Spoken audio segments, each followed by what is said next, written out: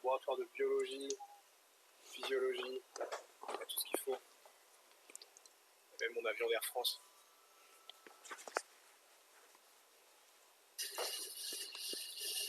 On va passer au-dessus de Sergueï.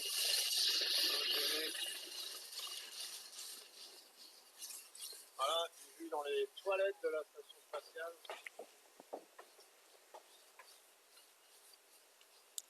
Et ici, c'est la cupola, c'est d'ici que je prends la plupart de mes photos. Malheureusement, il fait nuit, mais on voit le coucher de soleil et peut-être les lumières des villes au sol. C'est une fenêtre panoramique à 360 degrés qui nous servent pour les opérations de robotique notamment, mais aussi simplement pour regarder la Terre. Ici, c'est notre Soyuz qui nous a amenés depuis Baïkonour. Et en fond d'écran sur la Terre, on voit les orages.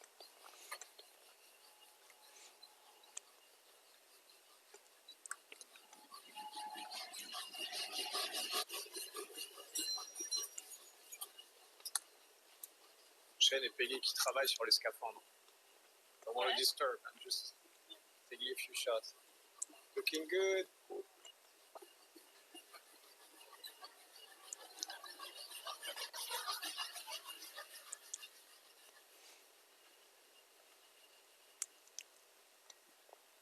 Ok, j'espère que la visite vous a plu et rendez-vous sur Instagram pour en voir un peu plus.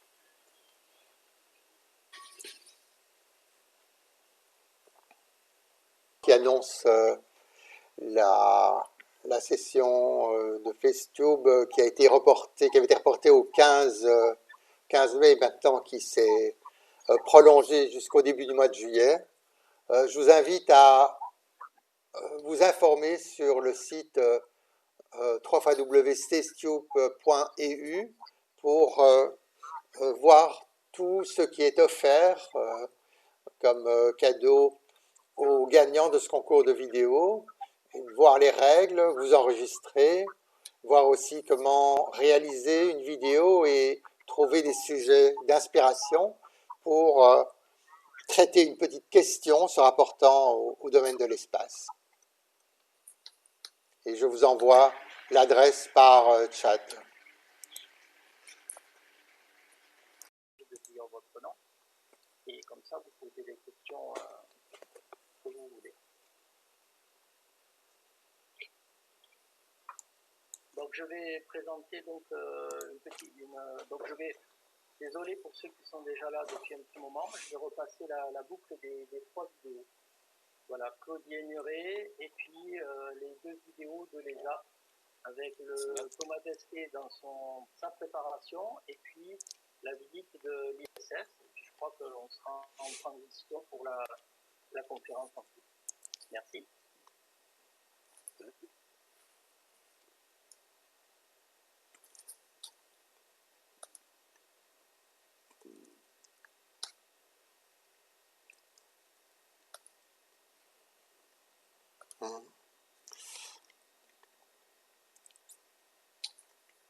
Madame la rectrice, mesdames et messieurs, chers élèves, chères collégiennes et collégiens, chères lycéennes, lycéens, chères étudiantes et étudiants, je suis heureuse de pouvoir être présente grâce à ce message vidéo à l'occasion de ces journées académiques, espace et aéronautique à Montpellier.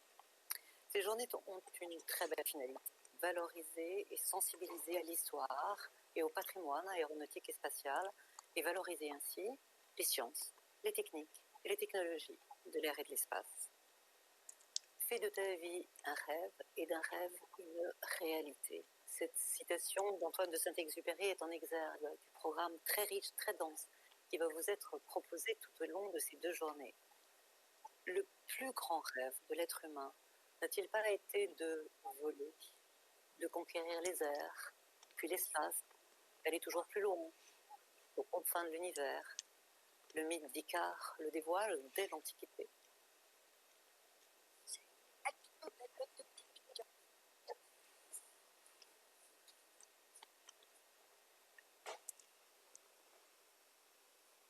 Donc comme j'ai expliqué tout à l'heure, il ne faut pas parler en même temps, s'il te plaît.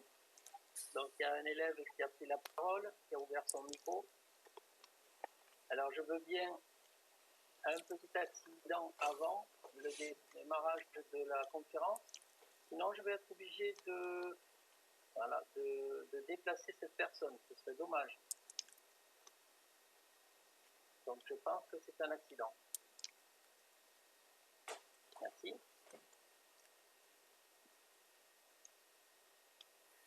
Et Léonard de Vinci, il observait le vol des oiseaux, il avait étudié leurs ailes, et pour imaginer un vol artificiel, il essayait de comprendre déjà les lois de la physique, de l'air, du vent.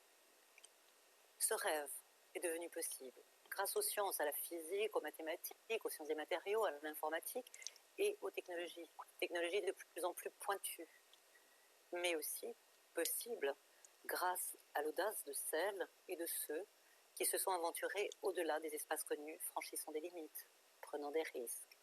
Une aventure de la connaissance, ainsi que des aventures humaines. Et des femmes ont joué un rôle important dans les débuts de l'aviation. Hélène Boucher, aviatrice française, a battu au début du XXe siècle de nombreux records de vitesse. Elle excellera dans les acrobaties aériennes. Elle s'engagera avec d'autres aviatrices, Maryse Bassier et Adrienne Delon, pour le vol des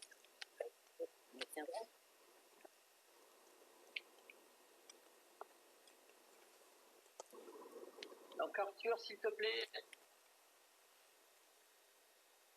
En 1944, Maryse Bassier, elle aussi, a battu des records féminins. Elle a traversé seule l'Atlantique Sud en 1936. Il faut ici citer Jacqueline Auriol, première femme pilote d'essai, il y en a bien d'autres. Leur histoire est passionnante. Et j'ai cette chance dans ma vie professionnelle et amicale d'avoir croisé Catherine Monory, double championne du monde de voltige, Brigitte Révélin-Falcoz, une des premières commandantes de Mercure, Patricia Hafner, commandante d'Airbus 380. J'ai croisé Virginie Guyot, la femme leader de la patrouille de France, et puis trop vite croisé et perdu Caroline Aigle. On ne parle pas assez de ces pionnières, de toutes les femmes qui ont fait progresser les connaissances scientifiques et techniques. C'est pourquoi d'ailleurs nous avons organisé il y a quelques semaines à la Cité des Sciences une journée femmes de sciences sur Wikipédia, en collaboration avec Wikimedia et la Fondation L'Oréal. Car il faut davantage faire connaître ces femmes scientifiques, leur histoire, leur réalisation dans cette encyclopédie collaborative Wikipédia, où 90% des contributeurs sont des hommes. Alors c'est une manière de proposer des modèles aux jeunes femmes, de leur montrer des exemples à suivre, et puis toutes ces femmes que vous pourrez rencontrer. J'ai même moi-même eu cette chance de réaliser mes rêves, de participer à l'aventure spatiale. Sélectionnée par le CNES, l'Agence française de l'espace, en 1985, j'ai eu la chance de réaliser 2 missions spatiales, l'une en 1996 à bord de la station Mir, et l'autre en 2001 à bord de la Station spatiale internationale, avec à la fois un rôle de spécialiste des programmes scientifiques, et puis ingénieur de mission, ingénieur du vaisseau, ingénieur de la station. Donc tous ces métiers scientifiques, techniques, que j'ai eu la chance de vivre jusqu'au bout avec passion. Et en étant cette première femme française astronaute, c'est vrai que j'ai aussi cette responsabilité à vous transmettre aujourd'hui un message. Osez vos rêves grâce aux sciences et aux technologies. Osez vos rêves avec elles. Car les sciences, les technologies et l'innovation peuvent se mettre au service d'autres rêves et d'autres progrès pour l'humanité tout entière. L'accès à l'eau potable, la préservation de l'environnement, la lutte contre le réchauffement climatique, des remèdes contre ces maladies qui tuent des millions de personnes dans le monde, la production de ressources vivrières pour une population mondiale toujours plus nombreuse. Mon message s'adresse à toutes et à tous, et plus particulièrement aux jeunes collégiennes, jeunes lycéennes, jeunes étudiantes. Les sciences et les technologies ont besoin de femmes, car nous ne saurions nous passer de la moitié des talents. Il n'y a pas de filière d'études qui serait pour les filles, d'autres pour les garçons. Les filles ont les mêmes capacités que les garçons. Elles obtiennent d'aussi bons résultats scolaires, même en mathématiques. Elles sont à quasi-parité en terminale S. Elles ont plus de mentions en bac. Et dans toute l'Europe, les jeunes femmes sont plus diplômées que les jeunes garçons. Mais trop souvent, elles s'interdisent de choisir, après le bac, des études scientifiques et techniques, précisément ces disciplines essentielles pour l'aéronautique et le spatial. Les mathématiques, la physique, les sciences de l'ingénieur, l'informatique, les télécommunications. Si les filles sont désormais majoritaires dans les sciences du vivant, en médecine, elles ne sont encore que 28% dans les écoles d'ingénieurs. Dans les écoles d'ingénieurs qui préparent au métier de l'aéronautique et du spatial, c'est encore moins de ce chiffre-là. Et pourquoi n'osent-elles pas? Ce ne sont pas les capacités intellectuelles, pas question de ça. Les stéréotypes jouent un rôle négatif dans les choix d'orientation. Parfois, ce sont les parents, les professeurs, les conseillers d'orientation qui n'encouragent pas assez les vocations vers ces métiers pour les jeunes filles. Puis dans la société, les médias, les manuels scolaires, les films. On ne montre pas assez des femmes scientifiques, des femmes ingénieurs, des femmes techniciennes, des femmes expertes. On ne les entend pas, on ne les voit pas. Je viens de signer avec la ministre de la Culture et de la Communication, la ministre de l'Enseignement supérieur et de la Recherche et la ministre des Droits de la Femme une charte pour l'égalité, charte Universcience pour l'égalité entre les hommes et les femmes dans les domaines scientifiques et techniques. Nous allons davantage promouvoir la mixité des filières, des métiers, davantage montrer dans nos expositions et nos offres des femmes scientifiques, des femmes ingénieurs, être particulièrement vigilants à ne pas véhiculer nous-mêmes des stéréotypes et à déconstruire, tant que nous le pouvons, certains stéréotypes bien installés. Et vous, jeunes filles, durant ces 2 jours, vous aurez la chance de découvrir le monde de l'aéronautique et du spatial.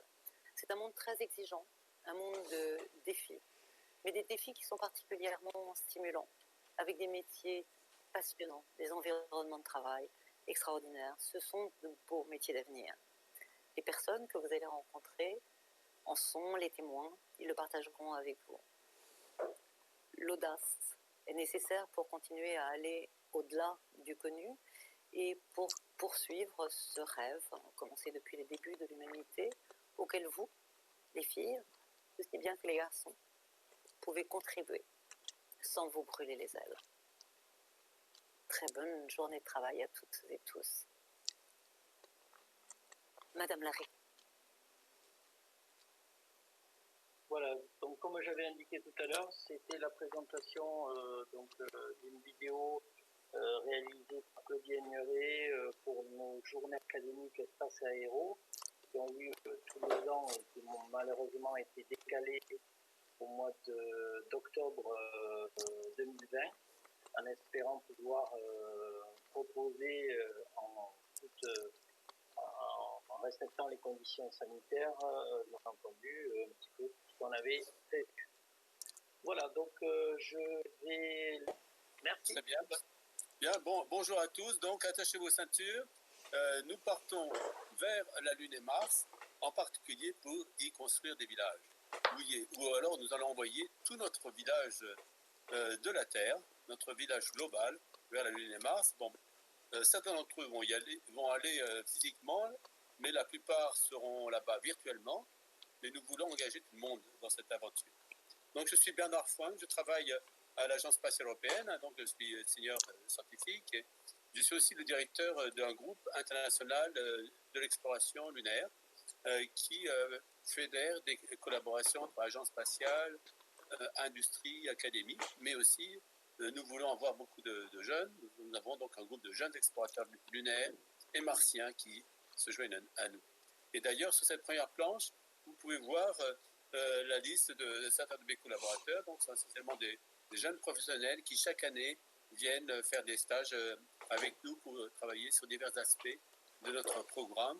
En particulier, un programme qui s'appelle Euromoon Mars, donc un programme de sciences, de technologie, d'éducation, mais aussi où nous faisons des simulations sur la Terre d'expériences pour vivre sur la Lune et Mars. Donc là, quelques illustrations. Alors moi-même, je suis donc un astrophysicien. J'ai fait ma thèse en lançant des fusées avec des expériences pour observer donc le Soleil, puis les étoiles. Mais il y a 25 ans, j'étais aussi mis en charge du premier projet lunaire de l'Agence spatiale européenne, qui s'appelait SMART, Small Mission for Advanced Research in Technology. Et donc, c'est une mission que nous avons en fait lancée en 2003 et qui a testé de nouvelles technologies de propulsion, aussi de miniaturisation. Et Donc, nous l'avons lancé sur fusée Ariane, d'ailleurs, comme 3e passager. Et après 3 mois, nous avons commencé à utiliser nos caméras. Et voilà une vue de l'Europe que nous avons obtenue. Alors, ce matin, vous voulez tester un nouvel engin pour aller dans l'espace lointain, qui s'appelle la propulsion ionique, qui est 5 fois plus efficace que la propulsion chimique, mais qui nous a permis d'aller vers la Lune en utilisant simplement 60 litres de fuel. Donc nous sommes entrés dans le livre Guinness des records, la mission la plus économique pour aller vers la Lune. Mais en contrepartie, c'est une mission qui nous a pris 1 an et demi pour aller vers la Lune. Donc nous avons aussi été déclarés la mission la plus longue vers la Lune. Mais nous avons utilisé cette croisière, et là vous pouvez voir en fait la trajectoire assez complexe qui a été suivie pour aller vers la Lune. Une fois arrivé à la Lune, nous avons commencé donc à l'étudier. Et pourquoi est-ce qu'on s'intéresse à la Lune? Alors plusieurs raisons. D'une part, la Lune, ça nous permet de comprendre comment fonctionnent les planètes de type terrestre. La Terre est un gros exemple, la Lune est un petit exemple, et entre les deux, on voit des phénomènes physiques comme la tectonique, donc on voit des rides sur la surface de la Lune qui nous renseignent sur l'évolution, la contraction de son intérieur. On voit aussi des effets de cratères d'impact, on peut voir donc des effets de bombardement. On peut aussi voir au cours du temps la variation donc, de ce bombardement et on peut dater des surfaces de la Lune. Donc la Lune a un âge de 4,5 milliards d'années, mais on a des surfaces sur la Lune qui sont typiquement de 3 milliards d'années. Il y a aussi des régions un peu plus récentes qui ont reçu un impact géant et qui ont été remplies de basalte, on appelle ça des marées, et vous pouvez voir ça donc si vous regardez la Lune à l'œil nu, aussi avec un binoculaire, donc des zones sombres qui sont en fait couvertes de lave. Donc on peut observer aussi du volcanisme. Nous avons observé aussi des processus spéciaux dans les régions polaires où il fait très froid. Il y a des régions qui sont toujours à l'ombre avec des températures donc de moins de 120 degrés Celsius, donc très froid. Et aussi où nous avons découvert des dépôts de glace d'eau. Notre mission donc est restée 1 an et demi en orbite autour de la Lune. Et puis en fin de vie, nous n'avions pas assez de fuel pour maintenir l'orbite et donc il y a eu un impact qui a pu même être observé. Alors, une des nouveautés de Smart 1 était de faire des cartes des régions polaires de la Lune. Et en particulier, on voit des régions où il y a des zones sombres en permanence, et donc très froides. Mais, et donc, si vous voulez aller sur les pôles lunaires, vous pouvez prendre cette carte. Elle est publiée dans le guide du routard lunaire, et elle vous aidera à vous déplacer. Alors, il y a des régions qui sont au soleil, là vous pouvez avoir de l'énergie, et vous pouvez aller à une centaine de kilomètres, et des régions très intéressantes où il y a des cratères et des dépôts de glace. Alors, vous savez que la Lune présente une face qui est toujours orientée vers nous, et donc depuis des âges de l'humanité, mais il y a aussi une... Allô, oui. Excusez-moi, c'est Jean-Philippe Ruy. Juste là, la présentation est toujours à la première page. Elle ne défile pas. Ah, voilà. Je vois. Et là, voilà, mais là, on est page après page. Hein, on n'est pas sur la présentation. On n'est pas. Donc là, il faut projeter. Ok, parce que j'étais en mode ok. Est-ce que vous voyez défiler maintenant? Alors là, on voit défiler, mais on voit aussi la time lab okay. À gauche. D'accord. Et quand je mets en pleine page, et quand je mets en pleine page, vous voyez la pleine page? Pas encore, non. Là, on est toujours en... Bon, ok, bon, je vais me mettre en mode page après page. Là, vous voyez la page courante et puis les pages à venir. Oui, voilà. Bon, on va faire comme ça. Hein, d'accord? Peut-être réduire la taille des images à venir. Peut-être que comme ça gagnera un peu en... Oui, ok. Alors, donc, j'ai parlé dans ce processus physique. Voilà, donc ça illustre donc ces gratin d'impact, ces coulées volcaniques et ces régions polaires. Et voilà, c'est cette carte c'est vrai, il est important de la voir. Cette carte des régions polaires, vous pouvez voir donc des régions très sombres, toujours à l'ombre, et très froides, et puis il y a des régions qui sont toujours éclairées. Alors nous avons même découvert avec ce Martin, en observant donc les régions polaires vers le pôle sud de la Lune, tout près du pôle sud, à 15 km du pôle sud, un endroit qui est assez élevé pour voir pratiquement tout le temps le soleil. On appelle ça un pic de lumière éternelle. Ça a d'ailleurs été prédit par Camille Flammarion et il y a plus de 150 ans par là. Et là, c'est un endroit où, très intéressant, où nous pourrions, par exemple, nous poser et avoir de l'énergie solaire de façon éternelle. Et il y a donc maintenant une sorte de course vers ces pics de lumière éternelle, à qui sera le premier pour allunir là-bas, déployer une base robotique, puis après une base humaine. En effet, bon, donc, le premier arrivé a quand même un certain droit d'utiliser ce qui est. Alors, qu'est-ce que c'est que le village robotique? Le village robotique, donc, c'était après notre première mission Smartin, qui a été la première mission lunaire du millénaire, d'ailleurs, lancée en 2003. Un certain nombre d'autres pays ont lancé des sondes orbitales autour de la Lune. Il y a par exemple donc, Smartin, puis en 2007, il y a en septembre, le même mois, la Chine a lancé une sonde qui s'appelle Chang'e 1, et le Japon a lancé une grosse sonde qui s'appelait Kaguya. En 2008, après, l'Inde a lancé une sonde qui s'appelait Chandrayaan.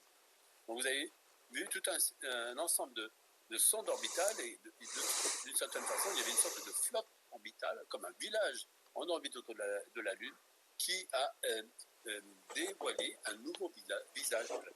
Aussi explorer des ressources, et nous a permis d'apprendre beaucoup sur la Lune. De fait, il y a 20 ans, nous avons déjà pensé avec tous ces acteurs internationaux, les agences spatiales, mais aussi les industries, les académiques, quelle serait la feuille de route pour explorer la Lune. Et nous avons pensé que ceci va être fait de façon progressive, en commençant donc par ces précurseurs en orbite de la Lune, donc cette flotte orbitale, puis un village robotique avec certains éléments à la surface qui travaillent de façon coordonnée, où nous échangeons des données, où nous aussi nous permettons à des collaborateurs d'autres pays de recevoir des expériences construites et avoir après un village un peu plus développé qui permet par exemple de préparer la construction d'habitats. On utilise des techniques d'impression 3D pour construire des grands modules, produire de l'énergie, produire de la nourriture et être prêt pour l'arrivée des humains qui est prévue vers 2024. Donc on a prévu d'avoir 2 personnes en 2024 qui vont venir, puis après ça des dizaines de personnes, et à partir de 2028, nous pourrions avoir une rotation avec une présence permanente de l'humanité à la surface de la Lune. Alors comment se préparer à ce village robotique? Nous avons construit des alunisseurs. Ici, c'est un exemple d'un alunisseur que moi-même j'ai construit dans le cadre d'un développement qui s'appelait, une compétition qui s'appelait le Google Lunar X Prize. Donc, la compagnie Google and X Prize proposait un prix de 20 millions de dollars à qui serait le premier à se poser sur la Lune, se déplacer de 500 mètres et d'envoyer des vidéos. Et donc, il y a une vingtaine d'entrepreneurs qui ont construit des landers, qui les ont testés dans ce sens. Alors, ce lander, nous l'avons utilisé ici pour aussi tester comment on peut mettre des instruments à bord, donc des caméras, des rovers, des télescopes. Et nous avons donc, à partir de ce moment, construit ce programme qu'on appelle EuroMoon Mars, donc un programme où nous avons des jeunes professionnels qui travaillent sur divers sujets, sur des instruments, sur aussi des technologies, sur des données, mais aussi qui, vous voyez, certains d'entre eux utilisent des télescopes. Ici, c'est une collaboratrice qui fait pousser des plantes à partir de sol lunaire. Si vous avez votre lander, nous avons aussi des candidats astronautes ou des personnes qui utilisent des robots. Donc, vous voyez, si on nous préparait à ce village robotique. Et de fait, nous avons essayé de construire une mission avec un émissaire pour aller sur la Lune. Et Mais les Chinois, ils sont parvenus avant nous. Et dès 2013, nos collègues chinois se sont posés sur la surface de la Lune. Ils ont déployé un rover qui s'appelle Yutu, lapin de jade, et qui est encore en fonctionnement maintenant, après plus de 6 ans. En 2019, d'ailleurs, les Chinois ont fait le double. Ils se sont même posés sur la face cachée de la Lune, la première fois dans l'histoire de l'humanité qu'une sonde a pu se poser en douceur sur la face cachée. Et la deuxième sonde, l'alunisseur, est encore en opération. Mais en Europe, alors nous nous préparons à construire, voilà, quels seront les alunisseurs européens pour envoyer sur la Lune. Alors, avant d'y passer, voilà, ça c'est l'image de l'alunisseur chinois. Hein, donc vous voyez, il a une hauteur de 2,50 m, c'est assez massif. Et il y a même, vous voyez, le drapeau de la compagnie, hein, donc la République populaire de Chine. Alors en Europe, oui, nous avons aussi construit donc des alunisseurs et des rovers qui pourraient être déployés. Et nous avons testé, alors là ce n'est pas la Lune, hein, c'est l'Etna, le volcan Etna, donc en Sicile, où nous faisons des tests pour valider le fonctionnement de ces landers et de ces rovers.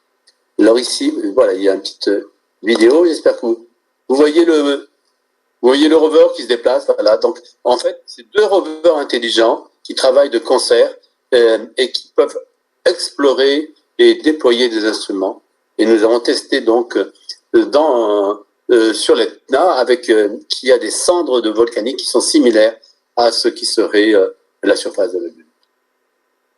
Et donc ça, c'était fait avec l'agence spatiale allemande, DLR, et en collaboration avec nous. Et il y a d'autres pays maintenant qui ont développé aussi d'autres expériences. Par exemple, en avril de l'année dernière, une compagnie privée qui vient aussi de cette compétition Google Next Prize a développé donc un alunisseur et ils ont vraiment été la première compagnie commerciale à toucher la Lune. Malheureusement, voilà, à 1 km d'altitude, leur système n'a pas bien fonctionné et ils sont tombés en chute libre, mais quand même, ils ont fait un très beau travail et ils vont essayer de relancer l'année prochaine. Aussi, il y a des compagnies privées. Il y en a une qui s'appelle Planetary Transportation System, PT Scientist, qui a développé un alunisseur en collaborant avec des sponsors privés même. Donc, par exemple, ils ont un rover. Qui construit le rover? C'est la compagnie Audi, hein, la compagnie automobile. Et ils ont construit un quadro lunaire. Ils ont le système de communication avec Vodafone. Et la promotion est faite avec Red Bull. Vous connaissez peut-être Red Bull.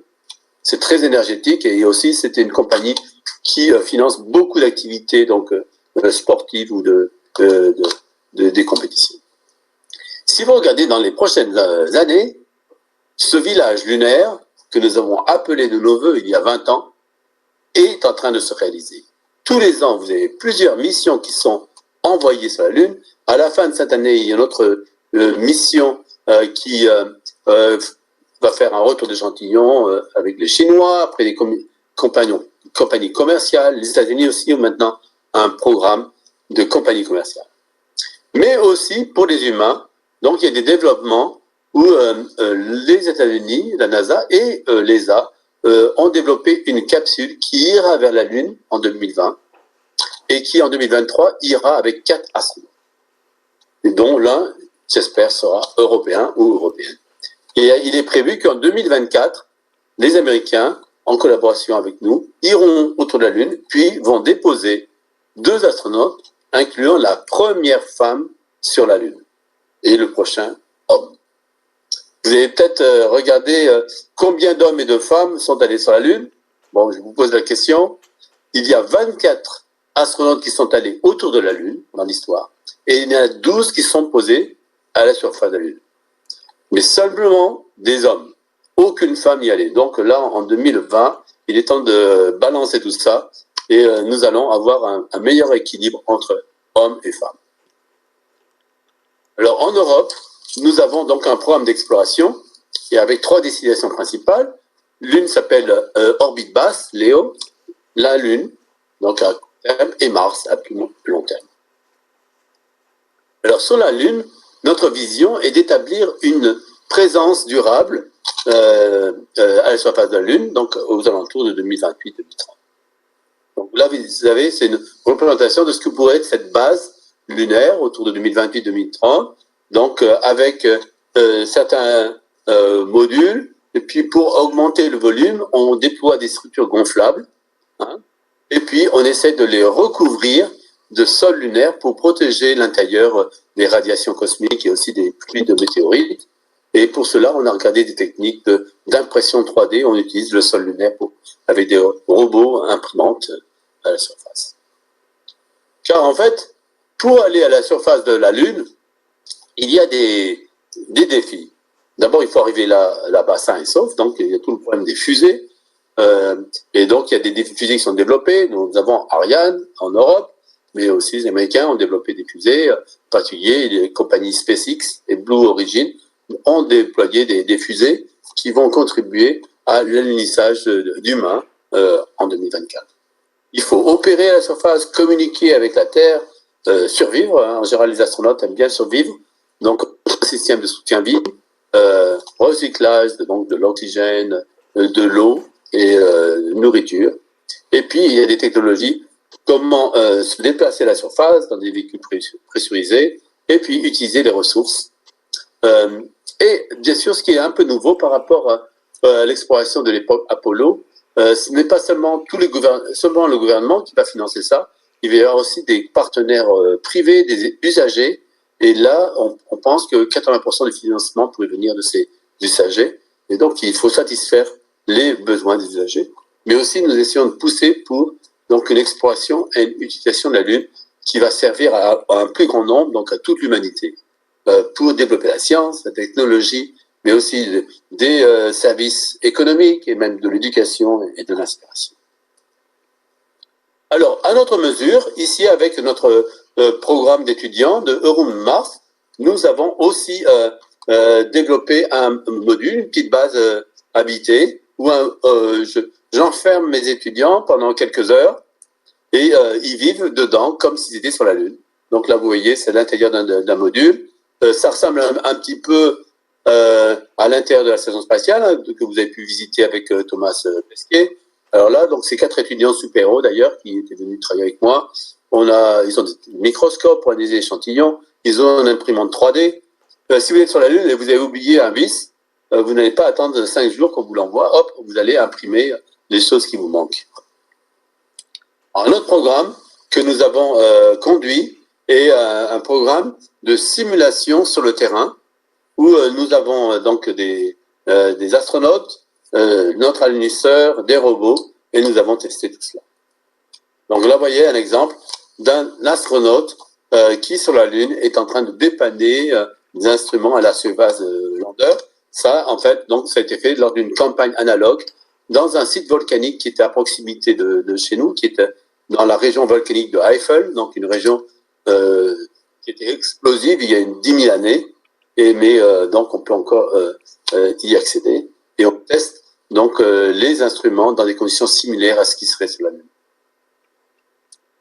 Alors nous avons aussi un programme où nous essayons d'aller dans des grottes souterraines. Ici, c'est une grotte qui contient des glaces d'eau. Il est possible qu'on a découvert sur la Lune des grottes qui pourraient contenir des glaces d'eau, aussi sur Mars. Et donc là, nous avons testé avec un astronaute comment aller explorer ces glaces et essayer de prélever des échantillons dans des conditions stériles pour essayer de voir s'il y a des formes de vie microbienne dans ces glaces. Bon, ça, c'est dans une grotte glacée en Autriche. Et c'était immense, hein, vous voyez. Donc et on pense que sur la Lune et Mars, à cause de la gravité qui est moindre, un tiers sur Mars et 1/6 sur la Lune, on pourrait avoir des galeries encore plus grandes que ce que l'on trouve sur Terre. Alors nous avons aussi participé à une campagne dans le cadre d'une fédération de laboratoires qui a été développée par l'ESA, qui s'appelle ESALab, et en collaboration avec la Suisse, un projet qui s'appelle Igluna, où nous avons construit un habitat lunaire sous un glacier dans les Alpes suisses. Et là, donc, il y avait une vingtaine d'universités de pays en Europe qui ont construit divers sous-systèmes de habitat avec des instruments, avec des systèmes de soutien à vie. Et nous avons fait une campagne l'an dernier en juin. Là, vous voyez, par exemple, un robot qui a participé à la construction. Il y a, vous voyez, des plantations de radis et d'autres plantes, mais qui étaient réalisées et suivies par un robot et avec un système d'intelligence artificielle qui pouvait déterminer quand les plantes étaient prêtes à être. Et nous-mêmes, nous avons envoyé notre alunisseur donc au sommet de ce glacier, et nous avons donc fait des expériences avec nous. Alors, nous organisons aussi des campagnes dans des sites tout autour du monde qui ressemblent à la Lune et Mars. Et l'Islande, dans ce sens, est très proche des conditions qu'on a vues sur Mars. Il y a du volcanisme et il y a des glaciers. Et le volcanisme aussi est assez similaire à ce que l'on trouve sur la Lune. Et en particulier, il y a aussi des structures souterraines, des tubes de lave, comme on en a découvert sur la Lune. Et nous avons fait une campagne donc souterraine pour voir si nous étions capables de travailler ou même de vivre dans un tube de lave. Et en même temps, nous avons fait des expériences de géologie ou de astrobiologie. Alors, d'autres campagnes de simulation sont celles où on s'isole complètement. Donc ça, vous commencez, je pense, à devenir des experts de confinement et d'isolation. Mais ça, nous-mêmes aussi, il y a 3 ans, nous avons construit une base qui a été construite dans un ancien bunker en Pologne, un ancien, en fait, un hangar plutôt, un hangar d'un aéroport. Et donc, nous avons une base où les astronautes étaient complètement isolés de l'extérieur. Nous pouvions contrôler d'ailleurs le jour et la nuit. Et donc, ils ont passé 2 semaines avec un équipage de 6 personnes. Alors, vous voyez là, c'était un équipage qui s'appelait l'UNEX, donc ce sont des jeunes étudiants, tout souriants. Ça, c'était au début de la campagne, avant les 15 jours. Vous voyez, plein de dynamisme. Mais en fait, ils étaient quand même aussi contents pendant la campagne et après, parce que nous sommes bien occupés d'eux. En particulier, nous avions nourri ces astronautes avec des plantes qui poussaient sur place, donc avec des cultures hydroponiques. Et ça, c'est très bien pour un facteur psychologique de voir la vie, de voir les choses pousser. Et ces astronautes étaient très contents. Et ils ont fait aussi pas mal de recherches, donc en sciences, en facteurs humains, en biologie. Alors, nous avons aussi construit une base lunaire et martienne au sommet d'un volcan. C'est le volcan Mauna Loa, dans la grande île de Hawaï. Et nous avons à la fois utilisé cette base, donc où vous pouvez rester avec 6 personnes. Nous avons utilisé pour des campagnes de très longue durée. Alors, il y a eu j'ai des collègues qui sont restés 1 an isolés du monde, comme s'ils étaient sur Mars. Et on a pu voir donc tous les effets de confinement, les aspects psychologiques et quelles sont les technologies nécessaires pour vraiment bien survivre. Donc là, vous avez l'expérience du confinement pour 2 mois. Vous voyez, il y en a certains qui ont passé plus d'1 an là-dessus. Et l'un des secrets, c'est d'une part d'avoir du travail, d'avoir une journée bien structurée, aussi d'être en harmonie avec ses collaborateurs et d'avoir une bonne dose d'humour et de patience. Alors moi-même, j'ai participé à une campagne dans cette base en 2018 et c'est une base où on vraiment simule comme si nous étions sur la Lune et Mars. Donc à l'intérieur, donc c'est des positions confortables, mais dès qu'on sort de la base, il faut mettre une combinaison de sortie extravéhiculaire pour nous protéger donc de l'environnement extérieur. Vous savez, sur la Lune, il n'y a pas d'atmosphère, donc c'est vide. Sur Mars, il y a une atmosphère qui est 100 fois plus ténue que sur la Terre, donc il faut avoir un système de respiration et un système aussi pour être dans une gamme de température qui est quand même assez confortable. Donc nous avons testé ceci. j'ai emmené un drone qui nous a permis d'explorer autour, et nous avons aussi pris des échantillons que nous avons pu analyser sur place. Alors, bon, c'est assez épuisant quand même de faire ces simulations. Il faut être un peu sportif, surtout là, c'est en altitude, à Hawaï. Donc, j'y suis retourné en 2019, mais là, j'ai demandé à mes étudiants de faire tout le travail physique, et moi-même, je suis resté dans la salle de contrôle à distance, qui est quand même beaucoup plus confortable.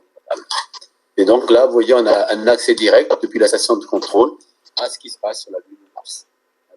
Alors, dans le cas des simulations lunaires, on a un décalage de 3 secondes quand on interagit avec l'astronaute. Là, on peut faire presque une trentaine. Par contre, pour Mars, on met un temps de propagation de la lumière qui va de 20 à 40 minutes. Et là, vraiment, on ne peut pas avoir une connexion téléphonique raisonnable. Donc, on travaille beaucoup en temps différé et on donne beaucoup plus d'autonomie aux astronautes. Donc, voilà un peu à quoi ressemble la vie dans la base. Voilà le premier jour à l'intérieur de la base. Vous voyez à l'intérieur de cette base. Ils ont un briefing, ils testent les équipements avant de sortir. Et puis même, ils ont développé un nouveau système de cuisine, puisque sur la Lune et Mars, on ne va pas emmener de l'eau. Essentiellement, on emmène des ingrédients qui sont secs et puis on éventuellement rajoute de l'eau. Ou on essaiera de faire pousser sur place la nourriture pour les astronautes. Alors voilà à quoi ressemble la base que nous avons construite donc à Hawaï. Elle est essentiellement complètement solaire pour son énergie. Et vous y avez donc un exemple c'est une vue obtenue avec un drone. Alors, un troisième jour, sur la base lunaire, on suivait les opérations. Tout à coup, on a perdu tout contact avec les astronautes parce que une bourrasque avait cassé l'antenne. Et donc, ils ont dû faire une sortie extravéhiculaire pour réparer l'antenne. Là, vous les voyez, se préparant à sortir. Alors, dans cette campagne, il y avait aussi des géologues qui ont profité de cette campagne pour aller explorer donc les coulées de lave et prendre des échantillons. Et nous avons même découvert des entrées de tubes de lave qui nous ont permis d'explorer donc ce monde souterrain qui est similaire à ce que l'on verrait sur la Lune. Vous voyez l'entrée du tube et vous voyez pour échelle les astronautes à proximité. Donc, ils ont fait l'expérience. Et d'ailleurs, il y a des phénomènes intéressants. Dans ces tubes de lave, il y a des conditions de température qui permettent à certaines formes de microbes extrêmes de se développer. Alors après, ils retournent à la base. Et là, ils découvrent le plaisir d'être en toute sécurité. Et même, ils ont découvert des recettes pour cuisiner à partir d'ingrédients complètement desséchés. Et même, ils ont fait cuire leur propre pain.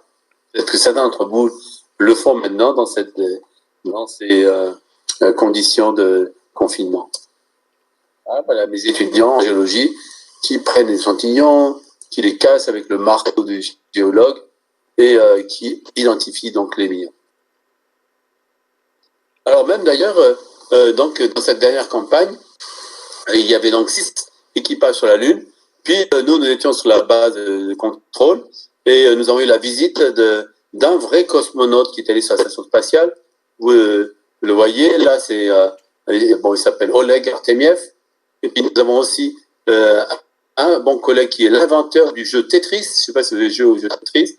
Et aussi, donc, le millionnaire qui possède les droits de Tetris et qui, en fait, un crocheur qui possède aussi cette base lunaire martienne. Donc, vous voyez des illustrations du fait que pour préparer des villages vers la Lune et Mars, on peut faire déjà beaucoup de travail sur Terre et on peut le faire aussi dans le cadre de projets de recherche avec des étudiants.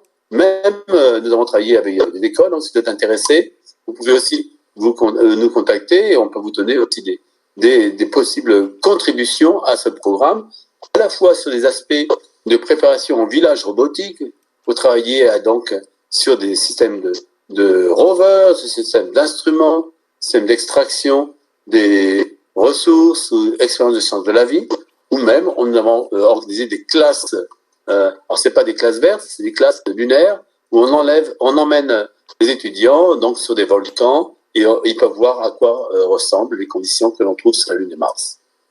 Alors il y a aussi donc des expériences de préparation de bases habitées, donc où on construit des modules et on essaie de voir comment on peut travailler à l'intérieur, donc dans des containers, dans des modules gonflables que l'on peut déployer. Et on essaie d'impliquer tout le monde, donc pas seulement les ingénieurs, les scientifiques, donc si parmi d'entre vous, il y a aussi donc des étudiants qui s'intéressent à d'autres disciplines, comme les sciences sociales, les sciences artistiques ou sciences médicales, il y a aussi de la place pour. Nous avons même travaillé avec des artistes, avec des designers, des architectes, dans le cadre d'un programme qui s'appelle Art Moon Mars. Et ça, je pourrais vous en parler un peu plus après la pause. Alors, ce que je propose maintenant, c'est qu'on fasse une petite pause, hein, comme on avait prévu, après 45 minutes. Et là, si vous avez que vous avez pu poser sur le chat, ou on peut faire ça aussi par voix, je peux répondre à vos questions. Et après, j'aurai une sorte de autre présentation plus courte d'une quinzaine de minutes pour regarder comment on peut impliquer aussi, à travers les cultures, les arts, le reste de l'humanité à notre voyage vers des villages lunaires et martiens. Merci pour votre attention pour l'instant. Voilà, merci. Si vous avez des questions, alors je vais regarder sur le chat. Allez, on vous écoute. Qui est volontaire sur la Lune? Ah oui, on vous écoute. Vous pouvez vous introduire. Alors, il y a Mathéo qui veut poser une question. Alors, on t'écoute, Mathéo. Bonjour, Mathéo. Tu peux poser ta question, s'il te plaît. Mathéo, tu peux poser ta question. Normalement, alors, peut-être pas. Allez, on t'écoute, Mathéo. Tu avais une question à poser. Il a posé la question sur le chat parce qu'il n'a pas de micro. Ah, d'accord. Alors, est-ce que les plantations de radis avaient le même goût que celles sur Terre? Alors, en fait, est-ce que les plantations de radis ont les mêmes goûts que celles sur Terre? Alors, il est vrai que on cultive donc ces plantes dans des conditions légèrement différentes de ce que l'on a sur Terre. Donc ça peut avoir des effets sur leur saveur, mais parce qu'en fait, aussi sur la Lune, sur Mars ou dans les stations spatiales, on essaie d'éviter d'avoir trop d'invasion par des diverses populations microbiennes ou virus. Donc, on a un environnement quand même assez stérile pour réaliser les plantations. Mais d'un autre côté, ce qui se passe aussi, c'est que notre sensation du goût, de l'odorat, est complètement affectée quand on est dans l'espace ou qu'on est sur la Lune. Donc, d'ailleurs, vous savez, sur la station spatiale, les astronautes perdent vraiment beaucoup le sens du goût. Et donc, pour cette raison, ils mettent beaucoup plus d'épices dans ce qu'ils mangent pour récupérer un petit peu de saveur. Donc, deux facteurs. C'est vrai, il y a un goût, il y a des conditions de production différentes, mais aussi, donc, nos sens sur la Lune et sur Mars sont affectés. Alors, il y a une question de Sébastien. Donc, on t'écoute, Sébastien. Bonjour, Sébastien. Bonjour, je ne sais pas si vous m'entendez. Oui, on vous entend bien. Ouais, du coup, j'avais une question. Ça serait quoi, d'après vous, la plus grosse problématique pour une base lunaire ou une base martienne? La création d'atmosphère, le problème des vents solaires, la création de nourriture ou même tout ce qui est au niveau de l'eau ou même plus basiquement tous les problèmes de médecine, vu qu'actuellement on ne sait pas gérer tout ce qui est opération dans l'espace. D'accord. Alors, sur la station spatiale, on arrive à faire vivre donc une communauté, 10 personnes, mais ils sont très proches. C'est en cas vraiment d'accident, ils ont une possibilité de revenir très vite. Mais on a aussi développé, donc, il y a un certain nombre de défis technologiques. Hein. D'abord, comme on dit, il faut y aller. Pour y aller, il faut avoir des grosses fusées qui sont extrêmement sûres. Et ça, c'est la première chose qu'il faut bien maîtriser, c'est d'avoir des fusées qui sont à très bas risque. Ensuite, pour aller sur la Lune et Mars, il faut aussi être capable d'allunir ou d'atterrir sur Mars en douceur. Donc, il faut des systèmes très fiables qui sont capables de se poser, mais ils doivent aussi être capables de décoller de nouveau pour revenir vers la Terre et Mars. Ça, c'est donc un problème de sécurité extrêmement sérieux. Dans le cas de la Lune et Mars, il y a aussi un autre aspect, c'est le problème des radiations cosmiques. Donc, quand on est sur la Lune et qu'on est sur Mars, on n'est pas protégé par une magnétosphère comme nous sommes sur Terre, donc nous recevons des radiations intenses. Alors, quand on est arrivé sur la Lune, ce que l'on peut faire, c'est on peut se protéger. Pour ça, il faut donc en fait une couche protectrice de 1 ou 2 mètres de sol pour se protéger des radiations. Donc, on va passer la plus grande partie de notre temps protégé. Et pour des sorties extravéhiculaires plus courtes, de quelques heures, on pourra, donc, dans des périodes où il n'y a pas beaucoup d'activité solaire, faire ces sorties. Dans le cas de Mars, il faut faire le voyage pour aller vers Mars. Et c'est 6 mois où on est irradié à de très fortes doses. Et donc là, c'est encore un problème de ce problème d'irradiation. Donc il faut essayer de trouver un moyen d'irradier le vaisseau spatial sans l'alourdir, ou alors trouver des contre-mesures, des remèdes, donc aux effets délétères d'irradiation, hein, qui induisent des cancers, qui affectent le système immunodéficitaire. Et donc, il faut essayer de trouver des solutions médicales. Une fois arrivé sur la Lune et Mars, alors il faut avoir un système de soutien-vie qui est fiable, hein. Il ne faut pas qu'il y ait des fuites, etc.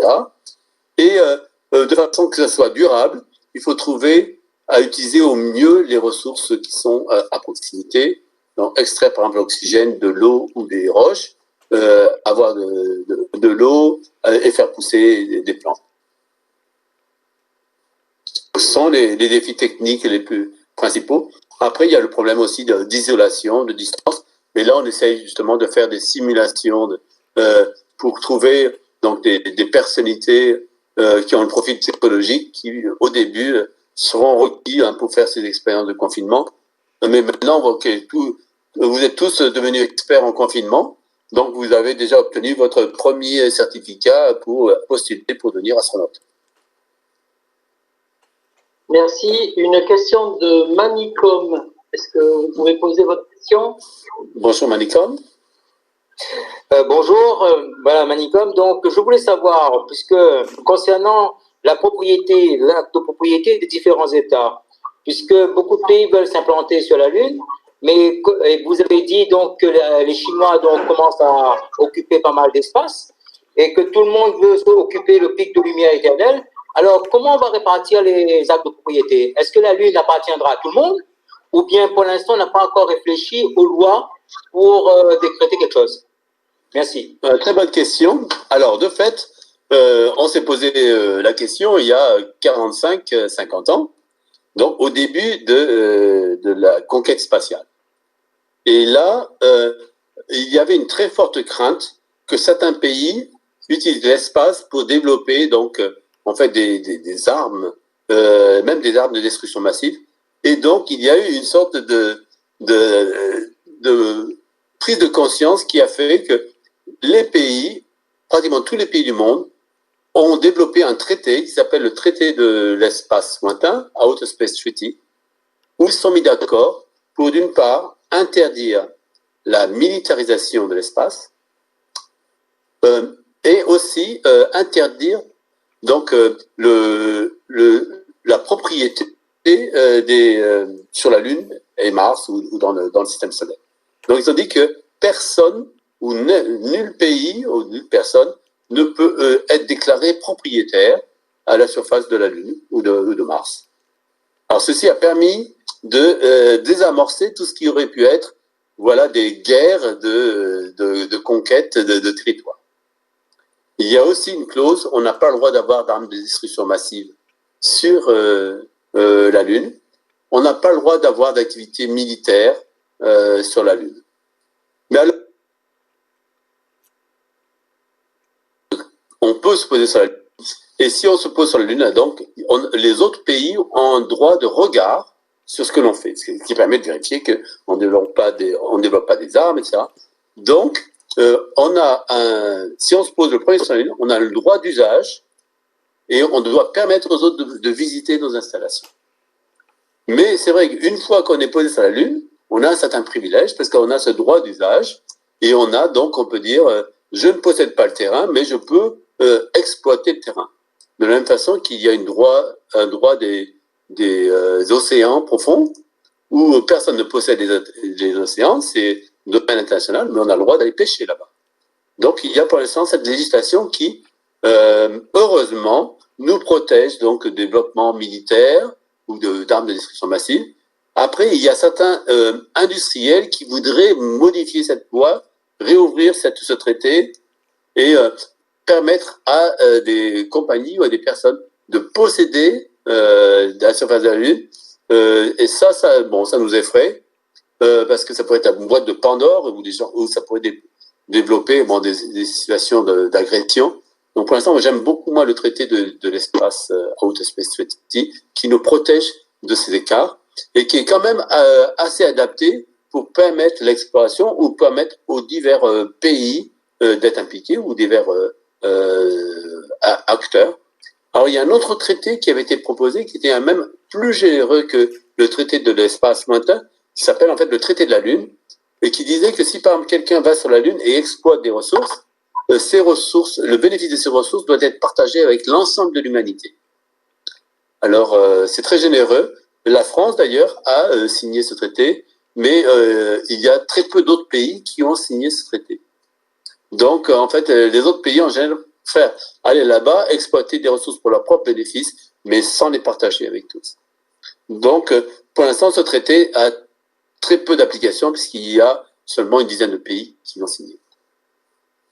Merci. Il y a une personne qui a utilisé le tableau blanc, donc ta présentation, il faudra la relancer tout à l'heure. Nouvelle question donc de Laurent Dezaleux. Est-ce qu'il a réussi à avoir un micro cette fois-ci? Est-ce que Laurent veut bien poser sa question? Laurent, Laurent.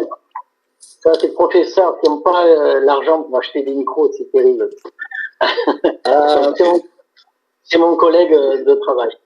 Donc, les zones posées à même le sol pour les villages sur Mars et la Lune ne sont donc pas possibles à cause des rayonnements cosmiques. Point d'interrogation. Alors, pour les installations robotiques, on peut aller à la surface, mais il faut avoir des composants électroniques qui survivent à ces conditions de radiation. Donc, en fait, l'industrie les a développés pour les satellites d'application. On peut survivre donc quelques années à la surface. Alors, si on a des humains, il faut se protéger. Donc, il faut une couche de métal qui est de quelques dizaines de centimètres, ou il faut une couche d'eau. Si on arrive à mettre au-dessus de soit une couche d'eau de 1 mètre d'épaisseur, on est bien protégé des radiations cosmiques. Donc, il y a des possibilités de construire des habitats à la surface qui sont bien protégés. Mais c'est vrai que si on voit des grandes installations, on peut aussi essayer de viser de creuser, ou alors de trouver des tubes de lave qui sont déjà pré-creusés, où on peut installer des infrastructures d'habitat. Oui, vous avez noté mon erreur, c'était pas drone, c'était dôme, hein, merci. Y a-t-il d'autres questions, s'il vous plaît? Donc, ou vous posez votre question directement, vous donnez votre prénom, ou alors vous utilisez le chat. Merci.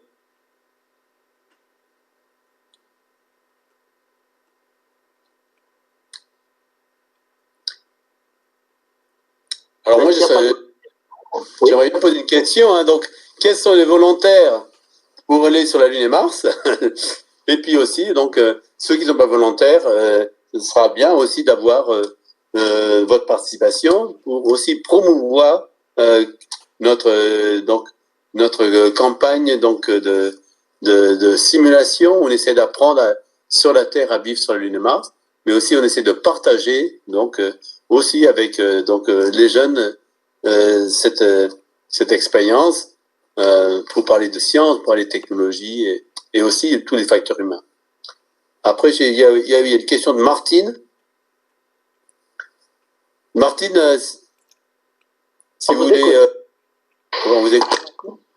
Oui, bonjour. Comme nous sommes plusieurs de l'île de la Réunion à être connectés, je voulais savoir s'il y avait des expériences prévues à proximité ou sur le volcan. Parfait. Alors, en fait, nous avons eu deux campagnes sur l'île de la Réunion dans du programme Roman de Mars. Donc, il y a près de... C'était Sainte-Rose, c'est ça? Nous avions créé une sorte d'initiative qui s'appelle Site Analogue Lune-Mars, SALM, avec un bon collaborateur, Guy Pignolet, à La Réunion. Et nous sommes allés faire des expériences sur le volcan. Et aussi, nous avons même eu des expériences où nous avons des étudiants de l'école de l'air qui étaient venus à La Réunion et qui avaient essayé de montrer qu'on pouvait déployer des structures habitables dans des tubes de lave. Et nous sommes intéressés à retourner à l'île de la Réunion. Oui, ça serait... nous avons aussi participé à des programmes de conférences et de cours et d'animation, de café de la Lune et de Mars sur l'île de la Réunion. Et alors, ce qui est intéressant, c'est que l'île de Réunion et le Hawaï sont assez similaires dans le sens que ce sont des points chauds de magma de la Terre. Et en fait, elles ont des conditions de volcanisme qui est très similaire à ce que l'on trouve sur les volcans lunaires et martiens.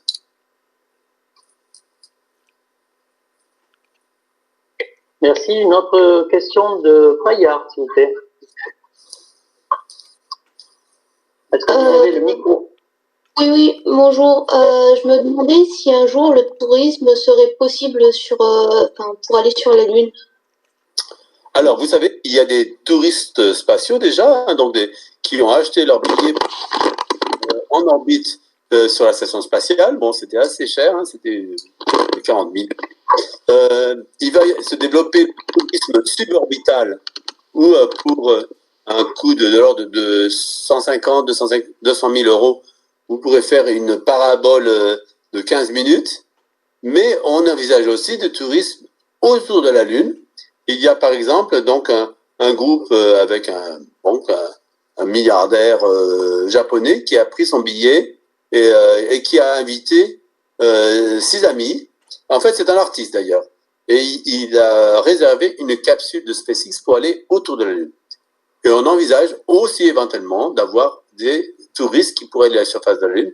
Là, c'est le billet du voyage qui est très cher, mais avec le développement de nouvelles compagnies et de fusées beaucoup moins chères, on va pouvoir envisager d'avoir des touristes qui pourraient aller sur la Lune. En lune de miel, par exemple, hein, ce serait bien indiqué. Et donc, il y a des compagnies qui regardent d'ici une vingtaine d'années, il y aura cette possibilité. Alors, je pense que d'abord, on va commencer par des astronautes plutôt gouvernementaux. Hein, donc, on va avoir une dizaine d'astronautes qui seront en permanence sur la Lune en 2030, mais en 2040, il pourrait y avoir 100 personnes sur la Lune. En 2050, il pourrait y avoir 1000 personnes. Donc, dès qu'il y a 100 personnes, nous pouvons penser qu'il y aura une population, il pourrait y avoir 10-20% de celles-ci qui seraient des touristes qui paient leur billet, qui profitent de l'expérience. Et il y aurait toute une communauté, donc à partir de 100 personnes. On pense même qu'il pourrait y avoir le premier bébé qui pourrait naître sur la Lune d'ici 2040. Merci. Une question de Jean-Christophe Bois. Est-ce que vous avez un micro? On vous écoute.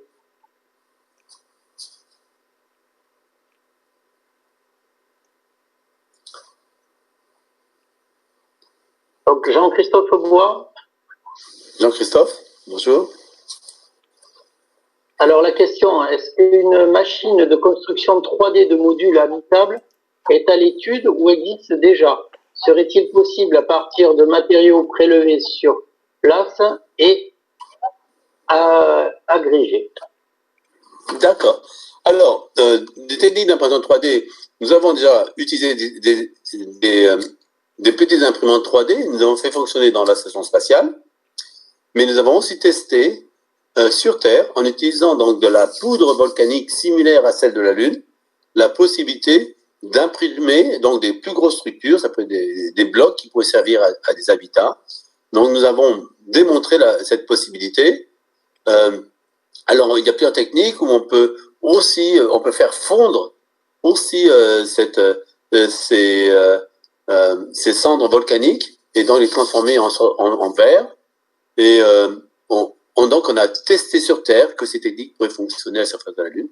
Et là maintenant nous regardons des systèmes où nous pouvons adapter donc des imprimantes sur des rovers qui seraient sur la Lune et qui pourraient travailler 24 heures sur 24 ou on pourrait dire la journée sur la Lune c'est un mois, mais voilà, 24 heures sur 24, elles pourraient construire petit à petit des modules habitables et les préparer avant que les humains y arrivent et donc les utilisent clé en main.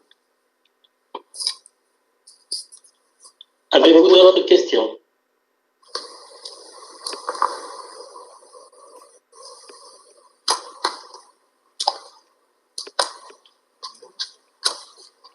D'accord. Alors, ce que je peux faire, c'est on peut continuer. Donc, je vois qu'il y a un bon nombre de très bonnes questions.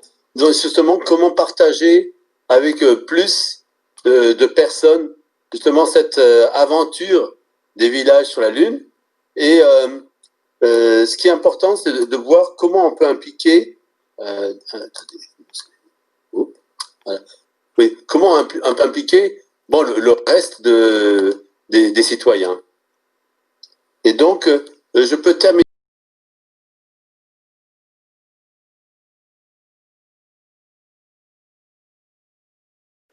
Alors, c'est une bonne question. Alors, pour l'instant, les combinaisons sont encore rigides, mais il y a des développements technologiques où on a déployé de nouveaux matériaux, des nouveaux systèmes d'articulation aussi, qui les rendent un peu plus flexibles.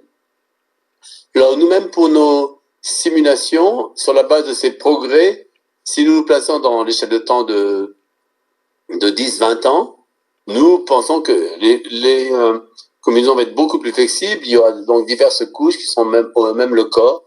Et donc, on aura aussi des systèmes où on aura des exosquelettes assez flexibles qui vont permettre donc de faire des sorties extravéhiculaires sur la Lune et Mars, qui sont beaucoup plus confortables.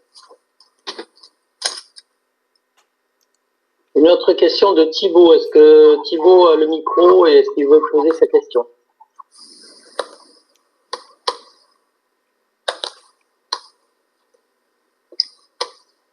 Thibaut? Est-ce que Thibaut, est-ce qu'il a son micro? Est-ce qu'il veut poser la question? Ok. Voilà, ça y est, on a la présentation. Ah oui, la présentation, ok, d'accord, super. Voilà. Et il faut par contre lancer la présentation. Ok. Vous pouvez lancer la présentation. Ok, d'accord. Donc vous la voyez là? Oui. On a toujours la barre des présentations des diapos à gauche. Donc, et si je est là, et en slideshow, vous la voyez en plein? Non, pas du tout, toujours pas. Mais si vous agrandissez un peu avec le zoom, voilà, les autres ont la possibilité sur le logiciel de commander l'affichage. Voilà, là un peu trop. Et puis si vous pouvez descendre un peu. Voilà. Ok, donc je vais terminer sur quelque chose. Comme on a posé la question, la Lune pour qui? Comment l'avoir pour toute l'humanité? Nous avons développé un programme qui s'appelle Art Moon Mars, avec donc un ensemble d'initiatives culturelles et artistiques. Là, vous voyez un ensemble d'artistes, de designers, d'architectes et autres avec qui nous avons travaillé sur des programmes pour essayer vraiment de parler de la Lune et de Mars dans des sphères plutôt sciences sociales et artistiques. Alors nous avons commencé en particulier il y a 10 ans nous avions organisé un Moon Academy Workshop, un atelier donc de l'Académie de la Lune, où nous avions des artistes, des designers, même il y avait des stylistes de mode qui avaient travaillé sur divers projets. Comment concevoir un habitat lunaire, qu'est-ce que l'on va porter comme habitat sur la Lune, et même certains d'entre eux avaient proposé de construire des objets qu'on pourra commercialiser sur la Lune. Et ceci, donc, après ce workshop, a conduit à ouvrir une boutique comme sur la Lune. Bon, c'était au milieu de l'Amsterdam pendant 6 mois, où nous pouvions montrer des objets comme si nous étions sur la Lune, et nous pouvions vendre ces objets. Donc, vous voyez là ces artistes, je les ai mis sur une... Nous avons un banc de rover, donc nous avions mis notre alunisseur, et là, vous voyez donc ces artistes et ces designers qui ont participé à ce workshop. Une autre initiative a été organisée avec l'Académie royale des beaux-arts et le conservatoire de musique de La Haye, où nous avons ouvert une classe de art science, donc sciences et art, sur le thème de l'espace, de la Lune et de Mars. Donc là, vous voyez ces artistes qui travaillent inspirés par la Lune et Mars. Alors, ça, c'était dans l'académie. Et aussi, nous avions organisé des présentations par ces artistes, donc au centre où je travaille, qui est le centre de recherche spatiale et technologique aux Pays-Bas, qui s'appelle ESTEC. Et là, vous voyez des présentations faites par ces artistes. Un de ces projets, par exemple, de ces artistes, était de construire un Lunar Freedom. Donc, c'est avec le jeu de mots Freedom, donc un dôme libre, mais aussi Freedom, la liberté. Et il avait construit donc une petite base robotique qui, de façon autonome, fonctionnait donc avec des robots, des moteurs qui tournaient avec des jeux de lumière. Et on pouvait donc contempler à quoi ressemblait un village robotique. Un autre exemple de collaboration, ça c'était avec des biologistes et des personnes qui travaillent sur des matériaux biologiques.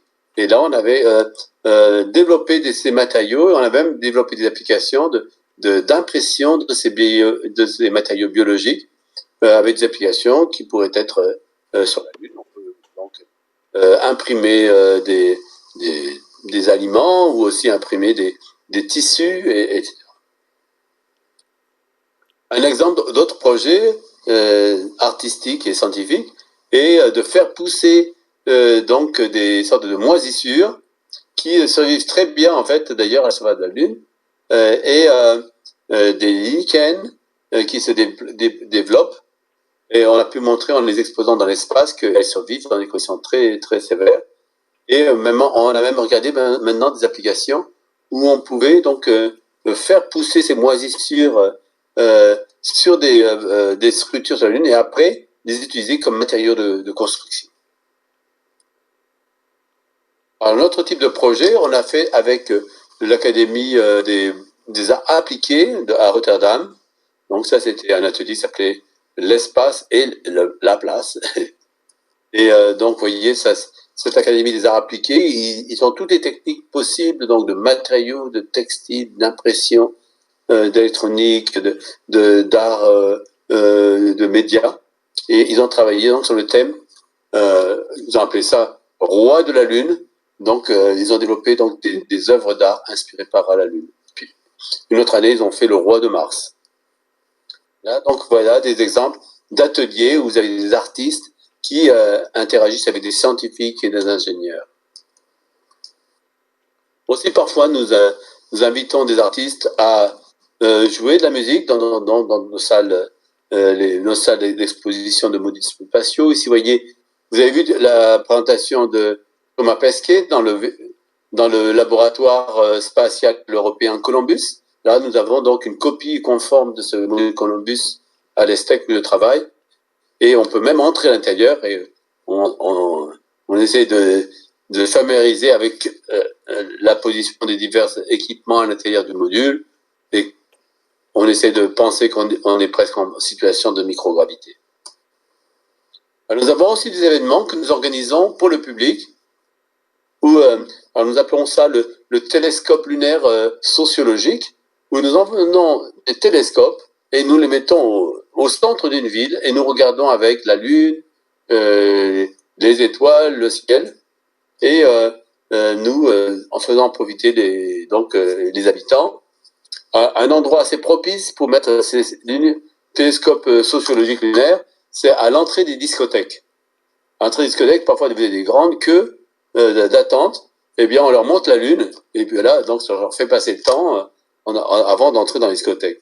Et puis au milieu de la nuit, quand ils sont un peu fatigués du bruit assourdissant des discothèques, ils veulent prendre l'air, ils viennent regarder la lune de nouveau, et là, vision cosmique, ils peuvent vraiment se plonger dans l'observation de la lune et de l'univers. Donc on a ce programme Lunar Social Telescope, et si vous êtes intéressé, je vous encourage aussi à mettre un petit télescope ou même parfois des binoculaires, observer la lune avec vos amis. Là, donc, à notre installation. Là, nous avions installé aussi un système où nous avions fait se poser notre alunisseur au centre de la ville de La Haye, hein, juste à côté de l'hôtel de ville, avec des candidats astronautes qui ont fait des débats. Alors là, un autre exemple où nous avions construit une sorte d'amphithéâtre en plein centre-ville, et là, on a conduit des débats avec les habitants sur l'espace, sur la société, et même donc on a mis à contribution nos talents un peu musicaux. Moi-même, je joue du violon et de la guitare, donc on a donné un petit peu des concerts avec mes collègues musiciens, artistes et scientifiques, pour montrer que sur notre village lunaire, on ne fera pas que la science et la technologie, mais aussi en prenant du bon temps pour développer une nouvelle culture sur ce nouveau continent que sera la Lune. Alors il y a aussi des événements où à l'occasion de la production d'un film, là c'était le film Star Wars, on a sorti le télescope et on avait des collègues qui s'étaient habillés à la façon de Star Wars, et on avait organisé tout autour du monde une initiative qui s'appelle On the Moon Again, où on observe la Lune depuis le globe. Alors une autre initiative, on appelle ça le Global Science Opera, donc l'opéra global de science, où tous les ans on construit une performance où on invite une vingtaine de classes, essentiellement des classes de secondaire, dans le monde entier, pour rédiger et aussi faire la performance d'un opéra. Alors un opéra au sens assez large, c'est pas seulement l'opéra classique, mais il y a des chants, il y a de la danse, il y a des performances, il y a des paroles, et chaque année on a un thème différent. Donc une année c'était sur les particules, donc avec nos collègues du centre nucléaire CERN, et puis une année c'était sur le thème du village lunaire. Donc ils ont écrit une pièce où ils représentaient ce que serait la vie en 2040 quand les premiers enfants vont être nés sur la Lune, qu'est-ce qu'ils apprennent à l'école, qu'est-ce qu'ils font. Actuellement, et ils ont donc joué aussi pour la télévision mondiale. Chaque école jouait une scène de cette opéra. Encore des scaphandres rigides, ils ont aussi fait difficile la conception des costumes des acteurs. Donc l'actrice principale s'appelait Sophia, c'était une jeune fille née sur la Lune. Et puis là, voilà, c'est copain. Puis il y a d'autres acteurs comme Gravité a un rôle, puisque elle a un rôle important sur la Lune, la gravité partielle, elle change notre perception du monde. D'autres acteurs, il y a un robot, etc. Et il y a donc au milieu de la pièce, donc ils apprennent l'histoire de l'humanité, etc. Et ils ont la possibilité d'aller sur Terre. Et Sophia, qui a toujours vécu sur la Lune, donc qui n'est pas adaptée à une gravité complète, qui connaît seulement 1/6 de gravité, craint qu'elle n'est pas capable de vivre sur la Terre. Donc elle se pose la question, est-ce qu'elle va être capable d'aller sur Terre? Donc ça c'est une initiative. Une autre initiative, on appelle ça la galerie d'art lunaire. Et moi-même, donc j'ai développé des expériences où j'ai envoyé des échantillons dans l'espace. Donc ça c'était une capsule qui s'appelle Photon, qu'on envoie pour 3 semaines autour du globe. Et puis, on a des échantillons à la surface. Il y a des échantillons de matériaux ou d'échantillons de microbiologiques ou des lichens des plantes. Et on regarde comment ces échantillons, qui sont placés dans une petite matrice, là, que vous voyez en haut à droite, survivent à 3 semaines dans l'espace.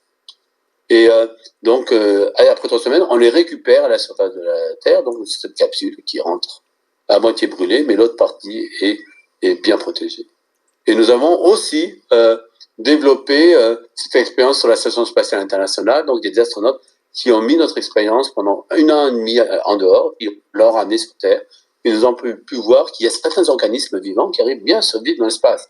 Il y a par exemple ces petits ours d'eau, hein, ces minuscules tardigrades qui sont capables de survivre dans des conditions extrêmes.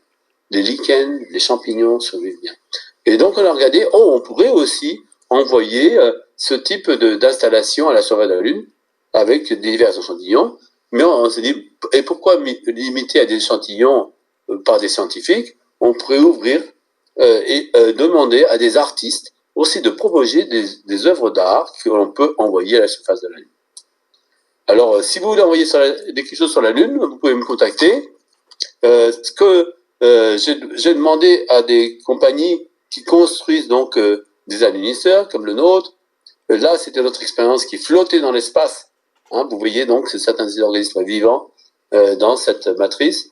Et si on veut faire la même chose sur la Lune, j'ai une possibilité d'envoyer d'ici 2022 des échantillons sur la Lune. Et on garde la possibilité d'avoir une centaine d'œuvres d'art et d'échantillons qui sont envoyés en même temps. Mais il me demande 1 million d'euros par kilogramme. Donc, qu'est-ce qu'on a décidé?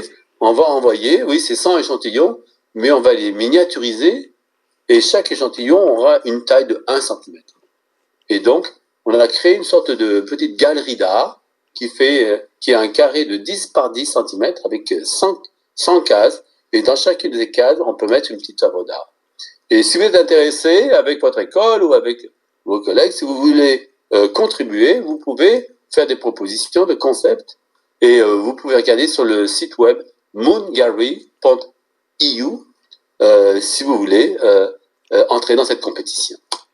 Donc, on a organisé des événements un peu partout, en France, en Italie, en Tchéquie, en Hollande. Et voilà des exemples d'œuvres d'art qui ont été proposées pour mettre sur cette galerie lunaire. Certains veulent mettre des cheveux et les envoyer sur la Lune. Il y a certains veulent mettre des bijoux, certains veulent mettre des artefacts, des peintures. Il y a une artiste là qui veut mettre une copie miniature du traité de l'espace. Donc, il y a d'autres productions. Là, c'est une idée intéressante d'un collègue qui est scientifique qui a passé 1 an en Antarctique. Et il veut envoyer sur la Lune, dans un petit flacon de verre, un échantillon de l'air le plus pur que l'on trouve sur Terre et qu'il a prélevé en Antarctique. Donc il y en a d'autres qui ont envoyé une petite boîte noire et un autre qui est une sorte de sphère avec des miroirs qui se reflètent à l'infini. Donc là, vous avez une autre œuvre d'art aussi avec des structures géométriques, une œuvre d'art ici qui représente donc la vision des diverses phases de la Lune. Donc vous voyez, il est intéressant de voir comment la Lune inspire tout le monde dans tous les pays, dans tous les âges, de toutes les professions.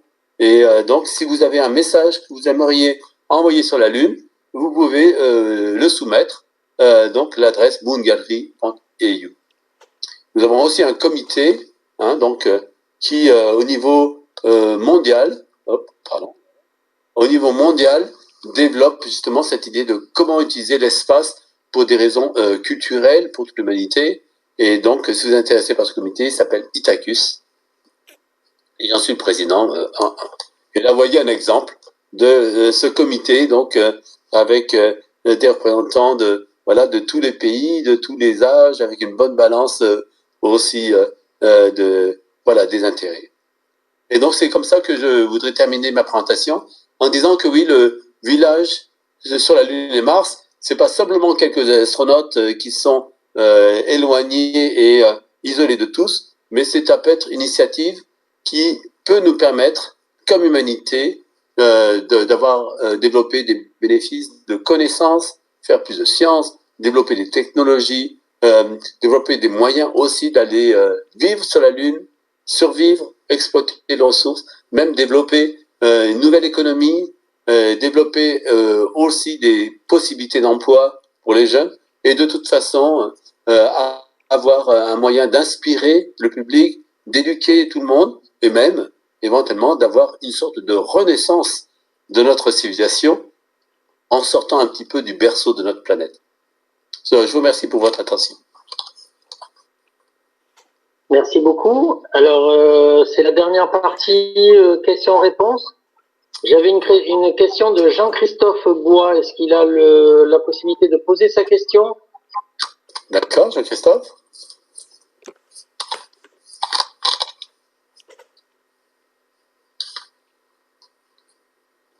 Alors, la question qu'il avait posée, c'était pour des voyages vers Mars, où en sont les études sur l'hibernation pour des spationautes pour limiter l'ennui et l'utilisation de ressources embarquées. D'accord. Donc oui, donc c'est vrai, pour l'instant, le voyage vers Mars, c'est 6 mois pour y aller, après 6 mois de retour. Alors, d'une part, pour les aspects psychologiques, même si on garde l'équipage éveillé, il y a eu des expériences donc d'isolement, où nous avons, par exemple, une séquence s'appelle Mars 500, où nous avons enfermé dans des candidats astronautes, ils étaient 6, dans une capsule, et sans aucun contact avec l'extérieur. Bon, ils étaient dans la banlieue de Moscou, et on a surveillé leur comportement. Et bon, ils ne sont pas vraiment tapés dessus, donc ils étaient assez harmonieux, on les avait bien choisis quand même. Mais c'est vrai qu'ils avaient trouvé aussi des activités pour combattre l'ennui. Alors moi, j'ai un bon secret. J'ai aussi, avec mes étudiants que j'envoie sur ces bases à Hawaï, un bon secret, c'est de leur donner beaucoup de travail. Quand on a beaucoup de travail, on a beaucoup moins le temps de se disputer. Hein. L'oisiveté est la mère de tous les vices, hein, comme on disait à l'époque. Et donc, avoir un programme bien structuré dans la journée, et aussi avoir une bonne dose d'humour, de tolérance, d'ouverture, d'écouter les autres. Mais c'est vrai que bon, l'ennui on peut trouver quand même quelque chose pour éviter l'ennui. Après, c'est vrai que quand même, si on vit pendant 6 mois, il faut la nourriture, et c'est beaucoup à emporter. Donc, il y a une possibilité qui a été invoquée d'avoir une sorte de mise en hibernation. Donc, il y a des essais cliniques qui sont faits sur Terre, mais on n'a pas encore intégré ceci dans des scénarios pour ce qui seraient les premières missions vers Mars. La première type de mission que l'on pense vont avoir lieu vers Mars et qui sont accessibles, ce serait une mission, on va faire simplement un survol de Mars. Hein, comme vous vous rappelez, Apollo 8 avait fait un survol de la Lune, était revenu. Ça pourrait arriver assez rapidement, peut-être dans les années 2030. Après, une mission, on va aller sur la surface de Mars et redécoller, c'est beaucoup plus complexe, donc ça aura lieu après. Mais de toute façon, c'est vrai, il faut trouver des solutions pour réduire les radiations pendant ce voyage et aussi maintenir en vie les équipages, éventuellement aussi accepter une sorte de risque ou de perte de performance et un petit peu aussi de santé pour ces premiers voyages vers Mars. Merci. Il y avait une question de Thibaut qui fait un petit peu la continuité à cette question qui vient d'être proposée. Au niveau des effets de l'enfermement, est-ce que les technologies comme la réalité virtuelle peuvent être envisagées? Ah, ok. Alors, c'est un point intéressant. En fait, j'ai moi-même participé à des projets où certains étudiants étaient venus aussi avec une possibilité de simuler, par exemple, pendant le voyage martien, une situation où les astronautes pouvaient se retrouver sur Terre, donc en réalité virtuelle, ils pouvaient se retrouver dans l'environnement, etc. Donc c'est vrai que ça peut être très bien pour l'agrément, pour se changer les idées. Aussi, on utilise la réalité virtuelle pour améliorer l'efficacité de la préparation des campagnes. Et c'est aussi quelque chose qui va être très intéressant pour ceux qui ne vont pas aller dans l'espace. Parce que, par exemple, ma vision du village robotique, bon, c'est vrai, en 2030, il y aura 10 personnes à la surface de la Lune en permanence, mais on pourra avoir des centaines de robots, et on pourrait donc, par l'intermédiaire de ces robots, avoir des senseurs pour que chacun de nous ait un petit peu aussi l'expérience extrasensorielle d'être à la surface de notre planète. Donc, on peut aussi utiliser cette réalité virtuelle pour que nous-mêmes, nous puissions ressentir ce que ressentent les astronautes lunaires. De toute façon, moi, je pense que chacun de nous est un astronaute, puisque nous sommes tous astronautes sur le vaisseau spatial Terre. Alors, une question de Laurent Dezaleux. Quelque part, donc, on va envoyer en priorité des hommes et des femmes sur la Lune, mais est-ce qu'on ne va pas envoyer en même temps, ou peut-être avant, quelqu'un sur Mars? Quelle va être la priorité? Alors, Mars est un programme très important à long terme, hein, il faudra aller sur Mars, mais nous ne sommes pas prêts. Donc, sur la Lune, nous sommes prêts. Bon, nous l'avons fait il y a 50 ans, mais maintenant, nous voulons le faire de façon beaucoup plus durable et efficace. Donc, ce qui est prévu, c'est que donc, en 2024, déjà, en 2020, il va y avoir une capsule qui va aller autour de la Lune, et tout va être testé pour voir, ces capsules, même vides, est-ce qu'elle revient dans un bon état. Après, en 2023, on mettra 4 astronautes dans cette capsule, qui s'appelle Orion, et il est possible qu'un des astronautes soit européen ou européenne, et ils vont survoler la Lune, ils vont rester autour de la Lune pendant 10 jours, et revenir. Après, en 2024, on va envoyer de nouveau 4 astronautes autour de la Lune, et 2 de ces astronautes, qui sont américains, une femme et un homme, vont aller à la surface de la Lune. Ce programme s'appelle le programme Artemis. Et pour le programme de voyage vers Mars, nous ne sommes pas encore prêts. Par exemple, nous n'avons jamais réalisé encore de mission vers Mars avec retour des robots. Donc ça, la première priorité, c'est de continuer par exemple les missions où nous envoyons des robots pour explorer depuis l'orbite de Mars ou depuis la surface, comme les rovers, ou avec les orbiteurs comme nous avons Mars Express et ExoMars. Donc nous avons ce que nous faisons maintenant. Et à l'horizon 2028, nous avons une mission qui va essayer de retourner des échantillons de Mars pour montrer que, d'une part, ce sera intéressant pour la science, on va chercher des échantillons qui peut-être contiennent de la vie martienne, ou on va comprendre mieux l'histoire de Mars, mais aussi on va être capable de montrer qu'on est capable de faire retourner un engin de Mars. Si on est capable de montrer ça, après on pourrait passer au pas suivant en disant, voilà, on peut essayer d'augmenter les ressources pour être capable d'envoyer des humains et de les faire revenir de Mars. Mais ceci aura lieu plutôt dans la moitié des années 2030. Alors que dès 2024, nous aurons donc la première femme sur la Lune. Merci. Une question de Sébastien. Est-ce que Sébastien Boussaguet, est-ce qu'il veut poser sa question? Sébastien, bonjour. Pourquoi pas, rebonjour. Actuellement, les fonds de l'espace proviennent principalement d'investisseurs privés. On peut citer par exemple Elon Musk pour SpaceX ou Jeff Bezos pour Blue Origin.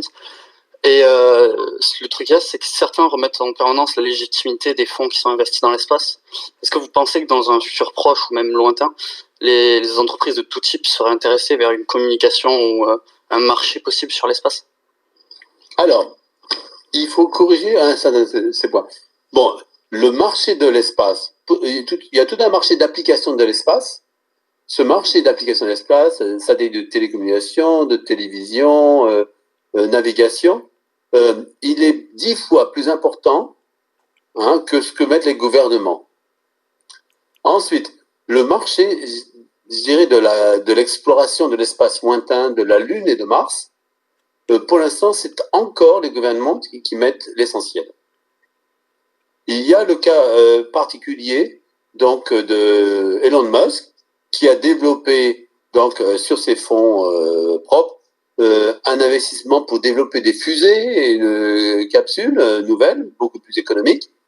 Il a avancé l'argent, mais maintenant, il reçoit en fait une grande partie de financement du gouvernement américain pour cela. Mais ce qui est intéressant, c'est qu'il réinvestit ceci aussi pour prendre des risques pour des développements futurs.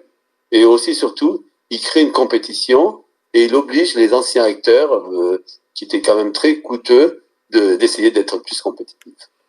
Mais de fait, pour l'instant, c'est encore les gouvernements qui financent la plus grande partie des programmes d'exploration habitée, hein, des vols habités.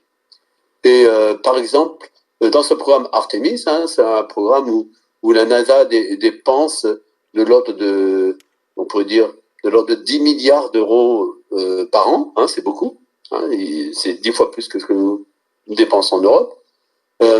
Ils ont fait un appel donc à compétition des industries pour développer le premier alunisseur qui aura des humains en 2024 pour Artemis 3. Et là, de fait, c'est vrai, la compagnie SpaceX, la compagnie Blue Origin, donc Elon Musk, Jeff Bezos, ont postulé et ont obtenu donc des contrats sur cette mission Artemis 3. Merci. Est-ce que Payard veut poser sa question? Oui, c'est pour savoir comment seront choisis les astronautes qui iront dans le village lunaire. D'accord. Alors, aux États-Unis, ils ont fait leur sélection déjà. Donc, ils ont fait une sélection. L'an dernier, ils ont annoncé une classe de 30 nouveaux astronautes. Et d'ailleurs, très intéressant, un bon équilibre homme-femme et bon, des gens très brillants. En Europe, nous avons fait notre sélection en 2009. Et nous avons donc 7 astronautes actifs, hein, d'astronautes ESA. Mais nous pensons que l'année prochaine, nous allons faire un appel à nouveaux astronautes. Et donc là, vous avez votre chance. Bon, il y a des contraintes. Il faudra avoir votre master, donc je vous encourage. Hein, donc, étudiez bien dans les prochaines années pour un master et après aussi avoir d'autres expériences supplémentaires, donc sciences, technologie, pilotage, sport, et d'avoir un profil assez complet. Donc là, en Europe, on va avoir une sélection pour les programmes gouvernementaux. Mais pour les vols suborbitaux, il va y avoir toute une nouvelle population d'astronautes qui seront des astronautes commerciaux.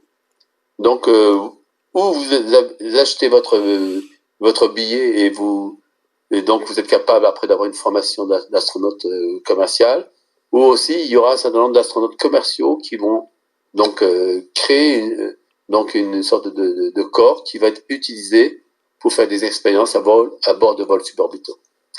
Mais c'est vrai que pour les programmes lunaires et martiens, bien ça va prendre du temps, mais on va commencer avec le contingent des astronautes qui ont déjà été présélectionnés. Et parmi les 7 astronautes que nous avons à l'ESA, il y en a certains d'entre eux, ou une d'entre eux, qui serait très intéressant d'aller faire le vol autour de la Lune, qui est prévu en 2023 ou 2024. Merci beaucoup. Merci, d'ailleurs. Merci. Alors, une question de Jean-Christophe Bois. Est-ce qu'il a le micro? D'accord. Bonjour, Jean-Christophe. Donc, je ne sais pas s'il a son micro ou alors sa connexion. Est-ce que l'on pourrait réutiliser des robots anciens déposés sur Mars ou des pièces de ces robots, comme dans le film Mission to Mars et Planète Rouge? C'est une bonne question, mais c'est vrai que certains de ces robots sur Mars, par exemple, ont un système d'énergie qui utilisait, par exemple, l'énergie nucléaire qui a décru avec le temps. Donc, en changeant donc l'alimentation d'énergie, c'est vrai, on pourrait leur redonner une deuxième vie, et ça pourrait être bien intéressant. Après, c'est vrai qu'il sera important pour la base lunaire ou pour les bases martiennes de concevoir des systèmes robotiques qui peuvent être donc avec des modules interchangeables, peut-être utilisés de façon beaucoup plus durable. Donc ça, c'est une bonne idée. Et certains de ces robots, mais aussi même quand il y aura des humains à la surface de la Lune ou ou à la surface de Mars, pourront être très utiles pour aider à certaines tâches donc de mesures scientifiques ou des tâches d'exploration ou même des tâches d'être des compagnons, hein, donc des animaux familiers ou des robots familiers qui peuvent donc partager la vie de chaque jour des astronautes sur la Lune et Mars. Merci. Alors, il y avait une contribution par Tab Jeland.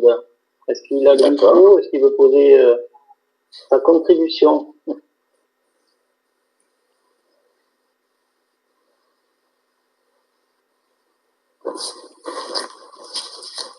Donc, est-ce que... Voilà, on va prendre les dernières questions. D'accord, oui. Alors, donc, il veut apporter une contribution pour ce projet. Il a fait partie d'une association cercle d'études philanthropiques et scientifiques, des membres étudiants, professeurs, entrepreneurs, chercheurs, qui développent des idées dans tous les domaines scientifiques, technologiques, écologiques, sociaux. Et il demande comment peuvent-ils proposer leur projet. D'accord, ouais, très bonne question. Bon, alors, vous êtes tous bienvenus donc à intégrer, si vous faites partie d'un club ou dans votre classe, une activité village lunaire. Par exemple, ce qui va être très intéressant, c'est de se réunir avec sa classe ou avec ses copains de club et faire une sorte de brainstorming hein, pendant quelques heures. Oh, comment est-ce que vous voyez le village lunaire? Et vous pouvez donc faire cet exercice et faire un compte-rendu, filmer ceci et puis nous l'envoyer.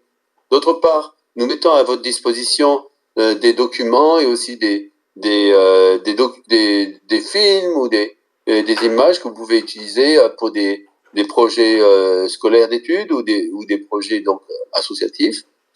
Et aussi, il y a une possibilité d'organiser des événements où vous pouvez donc organiser pour le public ou pour d'autres, donc vos collègues d'école, un événement qui peut être par exemple une conférence, comme vous le voyez là. D'autre part, on vous encourage aussi à aller sur le site, il y a un site éducation ou un site public de l'ESA où vous pouvez trouver beaucoup de ressources, des films, des expériences à réaliser, et donc on vous encourage à les utiliser. Et sinon, donc, vous pouvez aussi participer à nos compétitions, donc à l'ESA, il y a des compétitions assez souvent, ou aussi à ce programme Moon Gallery, hein, vous pouvez essayer de proposer, de construire donc une idée d'une sorte d'œuvre, d'artefact miniature que nous pourrions emmener sur la Lune dès 2022. Merci à tous pour toutes ces questions. On arrive vraiment à la fin.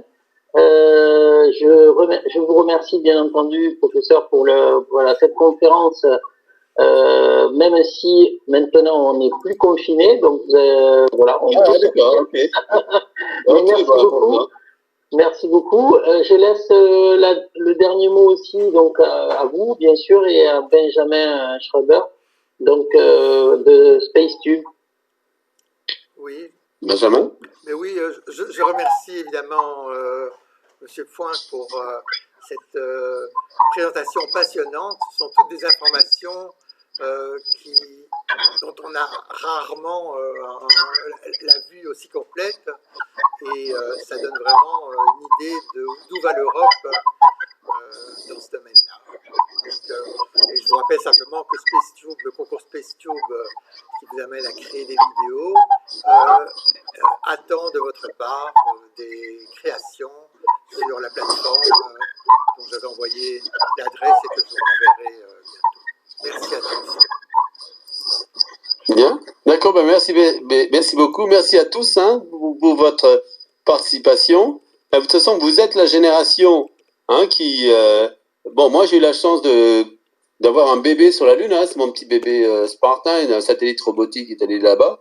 Mais votre génération va avoir la chance de voir beaucoup plus de choses qui vont être développées vers la Lune et Mars, aussi d'être engagé personnellement, parce qu'on peut beaucoup plus partager maintenant par Internet ce qui se passe, et aussi d'en parler et d'y trouver une occasion d'être partie prenante.